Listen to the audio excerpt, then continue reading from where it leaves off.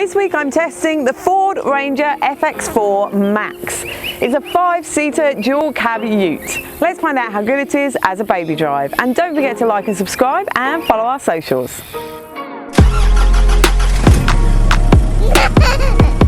The child seat section of this review is brought to you by InfoSecure. In the back of the Ford Ranger dual cab, there are isofix in the two outer seats, and there are top tether anchorages for both of those outer seats too. Now they're back behind the backrest. They are a little bit tricky to access, but I didn't find them too bad to attach to. Now I could fit two InfoSecure child seats nicely in the back here. I've got the Aspire More and the Attain More, which I've put rear facing. Now I also found in that central seat, although there's no top tether, I could put the versatile folding booster seat in there if I needed to put an older child there.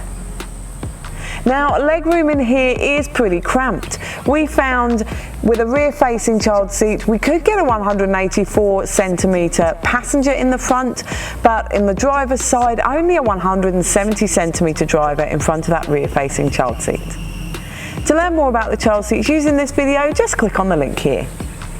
There are no aircon vents in the back of the Ford Ranger, which can be a bit tricky for keeping those rear passengers cool. Storage in the back of the Ford Ranger is quite good. There's a fold down in the central seat back. That's got two cup holders that will hold a reusable and a disposable coffee cup. The door bins are a good size in here. They'll hold a large refillable water bottle, and there's mat pockets on the back of both front seats that will hold and conceal an iPad. There's also a plug socket and a 12-volt socket in the back of the central console box. In the front there are two cup holders in the central console. They'll hold a reusable and a disposable coffee cup. Behind them is a good sized central console box. In front of the gear lever is a phone charging well with a USB socket in there. The glove box is a good size in here. That would hold my wallet and purse with the manual. There's a glasses case in the ceiling that's lined, which is great, and the door bins are good in the front here. They'll hold a large refillable water bottle too. The tailgate of the Ford Ranger opens really nice and easily. It is quite heavy as it goes down. The tray section of this review is brought to you by Bugaboo. Let's find out how the Bugaboo prams fit in the tray.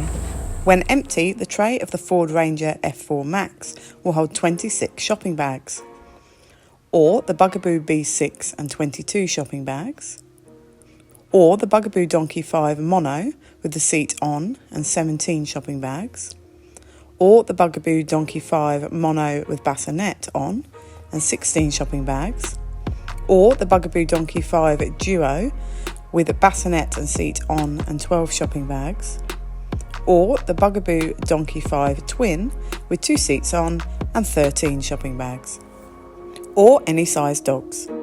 To learn more about the Bugaboo prams used in this video, just click on the link here.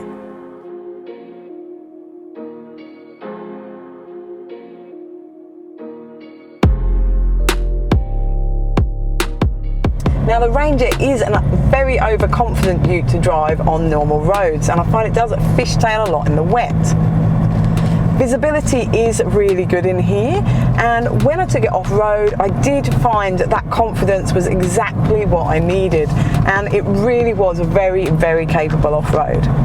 The turning circle is good, which made it really easy to park, even though it's a big car, in school and supermarket car parks. The media system in the Ford Ranger is pretty simple and easy to navigate, and it is quite basic as well. You can control the climate quite easily with these buttons along the bottom here, are quite handy. Now it does have CarPlay and Android Auto as well, which is fantastic. When I put it into reverse, that camera image does fill the whole screen. It is a little bit pixelated, but you can turn those parking sensors off easily with a button down in the central console. So to sum up with the Ford Ranger, it's obviously a really capable off-road ute, and the tray space is really good for holding those Bugaboo prams. In the back I could get two InfoSecure child seats using the top tether straps and that booster seat in between. The drive is good, the media system's pretty good too, and all round it's pretty practical as a family ute.